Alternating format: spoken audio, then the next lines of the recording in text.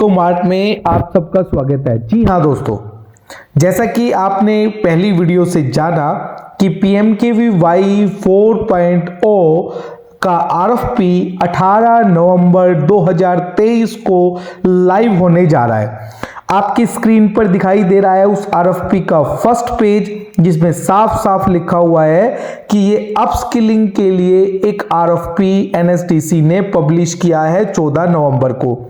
जी हाँ दोस्तों, मैं सबसे पहले आपको बता दूं कि ये वीडियो थोड़ा सा लेंथी होने वाली है, परंतु ये वीडियो शानदार होने वाली है।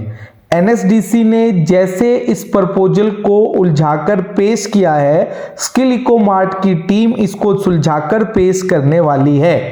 तो आप लोग शानदार तरीके से इस वीडियो को कंप्लीट देखें और इस चैनल को सब्सक्राइब करें। और सबसे महत्वपूर्ण बात, आप इस वीडियो को LED स्क्रीन पर लगाकर देखें, क्योंकि कुछ कंटेंट, कुछ एलिजिबिलिटी क्राइटेरिया ऐसा होगा जिन्हें आप देख नहीं पाएंगे। और सबसे इंपॉर्टेंट महत्वपूर्ण बात, इस वीडियो को पूरे ग्रुप में शेयर कर दीजिए, क्योंकि ये जो भी लोग इस RFP को अप्लाई करने जा रहे हैं, अगर वो इस वीडियो को बिना देखे अप्लाई करेंगे तो बहुत कुछ चूक जाएंगे। हमारी वीडियो का टाइटल था कि अब है मौका, चूक मत जाना। तो करते हैं शुरुआत इस वीडियो की। सबसे पहले देखिए दोस्तों, जो सबसे इंपॉर्टेंट पॉइंट है कि अब तक लोग कहते हैं RPL में 1000-2000 रुपए मिलता है, हम इसको प्रोग्राम को नहीं करेंगे। पर अब की बार ये RPL जो है वो 132 घंटे तक का अपस्किलिंग प्रोग्राम बन गया है, जिसकी कॉस्ट जो है वो अप्रोक्सीमेटली 6500 रुपीज पर ट्रेनी के हिसाब से बनती है। तो एक ये शानदार खुशखबरी है कि अब RPL नहीं रहा है, अपस्किलिंग प्रोग्राम बन गया है। और इसके लिए आपकी स्क्रीन पर एक स्क्रीनशॉट इस RFP का दिखाई दे रहा है, जिसमें लिखा हुआ है कि जो अपस्किल करना है उसकी ट्रेनिंग 30 से लेकर 132 आवर तक होगी। और अगर 132 आवर की होगी तो total cost multiply by 49 near about 6000 से 7000 के बीच में होगी। तो ये शानदार खुशखबरी है आपके लिए कि कॉस्ट बढ़कर आ रही है। की फीचर की बात करूं, आपको कोई हार्ड कॉपी इस प्रपोजल की सबमिट नहीं करनी है। एक पोर्टल का लिंक खुलेगा, उस पर ट्रेनिंग पार्टनर आप अपने आप को रजिस्टर करोगे, required documents as per this RFP आप सबमिट करोगे और उसके बाद आप अपना इंतजार करोगे। अब आ जाइए नेक्स्ट पॉइंट पे। अगर मैं बात करता हूं की फीचर्स की, तो जैसे मैंने आपको बताया कि ट्रेनिंग ऑफ ट्रेनर्स यानी TOT सर्टिफाइड मैंडेटरी है। ट्रेनिंग 30 आवर्स से लेकर 120 आवर्स तक की होगी। 12 आवर्स का ओरिएंटेशन प्रोग्राम होगा। आधार अनेबल बायोमेट्रिक होगी। 70% अटेंडेंस कंपलसरी है। असेसमेंट NCVT की अवार्डिंग बॉडियां करेंगी और जो पे आउट है वो कॉमन नॉर्म्स के हिसाब से दिया जाएगा। एक और महत्वपूर्ण बात, इस टारगेट को आपको 31 मार्च 2024 से पहले खत्म करना है। उसके बाद कोई एनरोलमेंट का टाइम आप लोगों को नहीं दिया जाएगा। ये थी इस प्रोजेक्ट की फीचर। अब आगे बढ़ते हैं। ये प्रपोजल जो है वो NSDC ने इनवाइट किया है और NSDC ने ये प्रपोजल जो है 31 मार्च 2024 तक की एनरोलमेंट की डेडलाइन रखी है। जिसको जितना टारगेट मिलेगा वो इस लिमिट के अंदर खत्म करना होगा। कौन कौन ऑर्गेनाइजेशन एलिजिबल होंगे? जी हाँ दोस्तों, मैं आपको पहले बोल चुका हूं इस वीडियो में, अगर आपने कुछ भी मिस किया इसका मतलब आप बहुत कुछ मिस कर जाएंगे। टाइप ऑर्गेनाइजेशन में 3 तरह के मेन ऑर्गेनाइजेशन आपकी स्क्रीन पर दिखाई दे रहा है। First, industry organization, industry association including MSME और इंटरनेशनल प्लेसमेंट और ट्रेनिंग ऑर्गेनाइजेशन। ये कौन है, क्या क्या है, इनके बारे में, इनके एलिजिबिलिटी क्राइटेरिया का वीडियो के लास्ट में बात करेंगे। कम्युनिटी बेस्ड ऑर्गेनाइजेशन, जो लोग इस RFP को पढ़कर डर गए हैं कि हम तो NGO हैं, ट्रेनिंग पार्टनर है, हमारी कैटेगरी नहीं बन रही, तो सारे NGO को कम्युनिटी बेस्ड ऑर्गेनाइजेशन में और पुराने ट्रेनिंग पार्टनर को इस सेकेंड टाइप में कंसिडर किया जाएगा। दोस्तों, डरने की जरूरत नहीं है। जब स्किल इको मार्ट है तो फिर डरने की जरूरत नहीं है। आप एक मैसेज कीजिए हमें, इस RFP से संबंधित जो भी क्लैरिफिकेशन आपको चाहिए हम हमारी नॉलेज के आधार पर आपको जल्द से जल्द देने की कोशिश करेंगे। बस आप कमेंट कीजिए। स्टार्टअप, वाह जी वाह, मौज हो गई। जो जो कंपनियां स्टार्टअप में रजिस्टर्ड है उन्हें ना तो टर्नओवर का कोई ऑब्जेक्ट फॉलो करना है, ना ही उनको प्रीवियस एक्सपीरियंस का कोई ऑब्जेक्ट फॉलो करना है। यानी कि तो मौज होगी दोस्तों, स्टार्टअप की भी सारी कंपनियां अप्लाई कर पाएंगी। तो तैयार हो जाइए। अब आइए, एक बहुत इंपॉर्टेंट पॉइंट आप लोगों को पढ़ना जरूरी है। ओवरऑल एलिजिबिलिटी कंडीशंस आप लोगों को पढ़ना बड़ा जरूरी है। अब देखिए, सबसे पहले जो ऑर्गेनाइजेशन अप्लाई करेगा वो एटलीस्ट 3 ईयर पुराना होना जरूरी है। दोस्तों स्टार्टअप के लिए नहीं है ये वो जो अदर देन स्टार्टअप है। 1 साल का एक्सपीरियंस उस प्रपोज सेक्टर के अंदर होना चाहिए जहां वो अप्लाई कर रहा है। टर्नओवर का बड़ा पंगा है जी, टर्नओवर का कोई पंगा नहीं है, मजे करो जी। जितना आपका टर्नओवर है उसके 4 गुना तक आप अप्लाई कर पाओगे प्रोजेक्ट की कॉस्ट। उससे 4 गुना से फालतू मत रखना। 20 लाख टर्नओवर है तो 80 लाख तक का प्रोजेक्ट मांगना। 1 करोड़ का टर्नओवर है तो 4 करोड़ का प्रोजेक्ट आपको मांगना है। 4 करोड़ से ज्यादा मत मांग लेना जी, आपका प्रपोजल रिजेक्ट हो जाएगा। 2 साल की नेटवर्थ पॉजिटिव होनी चाहिए, लेकिन अगर स्टार्टअप एजुकेशन इंस्टीट्यूट है तो कोई जरूरत नहीं। 75% आपको प्लेसमेंट प्रपोज करनी है, लेकिन वो आपके एम्प्लॉय नहीं होने चाहिए। जो सेंटर अप्रूव होंगे वो जैसे पीएमकेवाई में होते हैं वैसे होंगे। हाँ जी हाँ, एनजीओ दर्पण पर रजिस्ट्रेशन कंपलसरी है, एनजीओ दर्पण पर रजिस्ट्रेशन होना जरूरी है, कहीं भी ब्लैक लिस्टेड नहीं होना चाहिए। एक बोर्ड रेजुलेशन का फॉर्मेट हम सबसे लास्ट में दिखाएंगे आपको, वो आपको जरूर फाइल करके इसके साथ लगाना है। उसके अलावा detail of waiver and flexibility required to educate the project annexure 2। जी हाँ दोस्तों, वीडियो बहुत लंबी हो जाएगी अगर मैं इस पॉइंट को एक्सप्लेन करूंगा, तो इससे बढ़िया है आप कमेंट कीजिए। जो चीज आपको समझ नहीं आ रही है बस आप कमेंट कीजिए, पॉइंट को हाईलाइट कीजिए, जवाब मिलेगा। ये स्किल को मार्ट का आपको वादा है। ठीक है दोस्तों, अब आ जाइए नेक्स्ट पॉइंट पे, इंपॉर्टेंट डेट्स। देखिए नोटिफिकेशन रिलीज हो चुका है, वेबसाइट पे आरएफपी आ गया है। अब बात है कि हम लोग इसकी 18 नवंबर की एक एक्सपेक्टेड डेट है। अगर ये 18 नवंबर को पोर्टल लाइव हुआ तो 10 दिन का टाइम मिलेगा। 20 को हुआ तो 30 लास्ट डेट होगी। तो वो कब लाइव होगा, उस लाइव से 10 दिन आपको काउंट करने होंगे। प्रोसेसिंग फीस जानना बड़ा जरूरी है, फ्री नहीं है दोस्तों। अब की बार आपको एक प्रपोजल के लिए 10,000 फीस पे करनी है, एक टीपी के लिए। एक टीपी एक आरपीएल के प्रपोजल के लिए 2500 रुपए पे करेगा। उसके साथ साथ उसके आगे फीस, अगर वो 5 प्रपोजल लगाता है तो 2500 से 5 मल्टीप्लाई हो जाएगा, यानी 10,000 एक अमाउंट प्लस में प्रपोजल के हिसाब से 2500 रुपए पर प्रपोजल। आपको एक छोटी कैलकुलेशन मैंने 5 प्रपोजल की करके दिखा दी है। अब आप आइडिया लगा सकते हो आप कितने डिस्ट्रिक्ट और कितने प्रपोजल अप्लाई करने जा रहे हैं। जी हाँ दोस्तों, इवैल्यूएशन प्रोसेस को पढ़ना बहुत बहुत बहुत जरूरी है। 2 पॉइंट है, टेस्ट ऑफ रिस्पॉन्सिवेंस और डेक्स्ट इवैल्यूएशन। देखिए टेस्ट ऑफ टीओआर के अंदर जो भी एलिजिबिलिटी क्राइटेरिया अभी आगे आप देखेंगे, आपका ऑर्गेनाइजेशन वो पूरा कर रहा है या नहीं कर रहा, कितने नंबर आपको मिल रहे हैं, वो टेक्स्ट ऑफ रिस्पॉन्सिविटी में आएगा। डेक्स्ट इवैल्यूएशन में जो फर्स्ट स्टेज क्वालिफाई करेगा उसका डेक्स्ट इवैल्यूएट करके टारगेट को एलोकेट किया जाएगा। इसके बारे में भी अगर आप ज्यादा जानना चाहते हैं फिर से मैसेज कीजिए, वादा है आपको हर एक बात का जवाब देंगे। बहुत समय बाद ये स्कीम आई है, हम नहीं चाहते कि कोई भी ऑर्गेनाइजेशन इसमें पार्टिसिपेट ना करें, ज्यादा से ज्यादा लोग इसमें पार्टिसिपेट करें। दोस्तों अब हम इवैल्यूएशन पैरामीटर का अध्ययन करेंगे।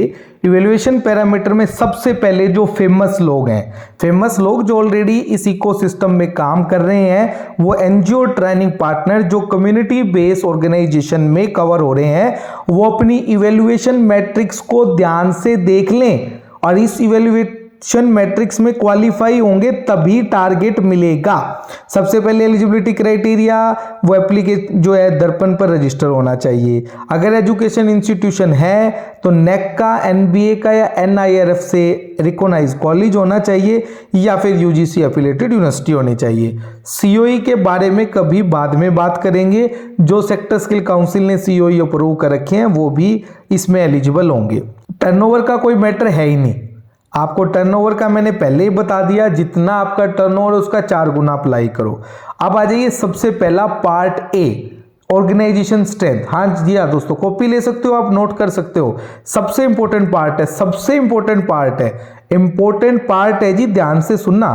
पास्ट एक्सपीरियंस आपका, अगर आप CSR का कोई प्रोजेक्ट आपने किया है तो आपको 20% चांस मिलेगा। तो कोई भी CSR अगर आपने किया है तो उसका लेटर आप यहां जरूर अपलोड कीजिए। कोई आपका डोनर है इंटरनेशनल तो आपका करिए, अगर अदर कोई मल्टीनेशनल कोई प्रोजेक्ट किया है तो वो यहां पर अपलोड कीजिए। इसी तरह कितने लोगों को ट्रेनिंग दी है आपने अब तक, 1000 से 5000 की है तो 10 नंबर मिलेंगे आपको, और 5000 से ज्यादा है तो पूरे 20 नंबर मिलेंगे। जी हाँ दोस्तों, अब पार्ट ए कंप्लीट हो गया। अब पार्ट ए 40% का था, अब पार्ट बी में आ जाइए। पार्ट बी बड़ा आसान है। एग्री टेक और food processing tech job role आपको प्रपोज करने हैं, तो आप यस करोगे तो उसको 20% नंबर मिल जाएंगे, और अगर आप नो करोगे तो आपको 0 मिलेगा। अब ये एग्री टेक और food processing tech job role कौन से हैं दोस्तों, आप मैसेज कीजिए। हर एक बात को इस वीडियो में क्लेरिफाई करना स्किल इको मार्ट के लिए लगभग असंभव हो गया है, फिर भी हम मैक्सिमम इंफॉर्मेशन इसकी यहां पर लेकर आ रहे हैं।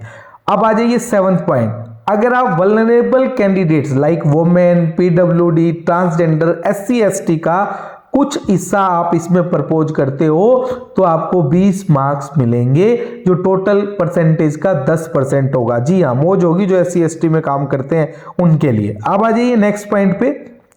अगर वो अपनी लोकेशन LWE डिस्ट्रिक्ट या फिर एस्पिरेशनल डिस्ट्रिक्ट जम्मू कश्मीर, लद्दाख और नॉर्थ ईस्टर्न स्टेट या फिर आइसलैंड टेरिटरी या बॉर्डर के एरिया पर अगर वो प्रपोज करता है तो 20 नंबर और मिलेंगे, उसका 10% एरिया और बढ़ जाएगा। जी हाँ दोस्तों, एक और सबसे इंपॉर्टेंट पॉइंट, कुछ 9 पॉइंट दिए गए हैं इनोवेशन के, ध्यान से सुनिएगा दोस्तों, ये कमाल है जो आपको टारगेट दिलाने में सबसे ज्यादा इंपॉर्टेंट है पॉइंट। अगर आपका प्रपोजल के अंदर इन 9 स्क्रीन पर दिखने वाली इनोवेशन में से किसी भी 6 से ज्यादा में आप 100 वर्ड का कोई जस्टिफाई कर देते हो कि हमारा प्रपोजल इनोवेटिव है, तो आपको पूरे 10% का फायदा होगा। देखिए क्या है वो, innovation in curriculum and content. भाई आप करिकुलम में क्या और 132 घंटे में ऐड कर सकते हो जिससे वो कैंडिडेट अपस्किल्ड हो जाए, अपस्किल्ड होकर उसकी सैलरी में इजाफा हो या उसको अच्छी प्लेसमेंट मिल जाए। आपका इनोवेटिव मोबिलाइजेशन मेथड क्या है, मोबिलाइजेशन की स्ट्रेटेजी क्या है, उसका प्लान क्या है, उसके बारे में एक ग्राफिक भी आप NSDC के साथ शेयर कर सकते हैं। उसके अलावा ट्रेनिंग डिलीवरी मेथड क्या है आपका, एक्सेम्पलरी यूज ऑफ ICT का मतलब होता है इंफॉर्मेशन कम्युनिकेशन एंड टेक्नोलॉजी का आप कैसे यूज करेंगे। इनोवेटिव प्लेसमेंट मेथड क्या है, जैसे प्लेसमेंट मेथड में एक रिवर्स इंजीनियरिंग मेथड फॉलो किया जाता है, और भी तरह तरह के मेथड हैं। बस आप अगर कंप्लीट जानना चाहते हैं बस मैसेज करें। स्किल इको मार्ट की टीम अगले 10 दिन तक आपके साथ अवेलेबल है। जो भी डाउट है अरे भाई सब पूछ लो, प्रपोजल को बिना ऐसे मत भरना। ये मौका करीबन 4 साल बाद आया है, दोबारा कब आएगा कुछ नहीं कह सकते। जो ऑर्गेनाइजेशन इतने समय से इंतजार कर रहे हैं बस वो पूछ लें जो उनके समझ नहीं आ रहा। Innovation in assessment and certification, post placement support में आप क्या करेंगे, ओवरऑल प्रोजेक्ट डिजाइन क्या है, innovation in quality assurance process में क्या होगा। तो इन 10 में 9 में से अगर आप कोई 6 करते हैं तो आपके लिए पूरे 10 नंबर होंगे।